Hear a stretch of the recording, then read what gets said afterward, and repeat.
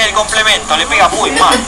Le sale para Matos, se la lleva Ángel Correa, disparo y el rosarino de 19 años le daba la diferencia a San Lorenzo. Recordemos, Angelito había marcado el gol de la victoria ante Independiente del Valle. Sí, otro 1-0. Aguantamos, seguimos atacando. Luan con el tiro libre, Hernán Barcos con el cabezazo.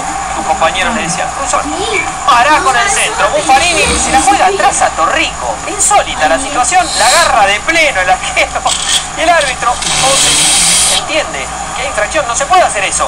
Quizás le haya querido tirar al córner Buffarini, pero quedó, parecía que era un pase. Dudú, que le pide a Barcos, quería patear él. El capitán impuso su ley, dijo no, le doy yo. Pero la jugada es insólito. Dudú la toca, Barcos le dice, tocala para atrás, no la dejes ahí muerta. Increíble. La última para San Lorenzo, Cavallaro, que se acomoda, saca el rebote y la pelota, mira un besito al travesaño y aterriza en el techo.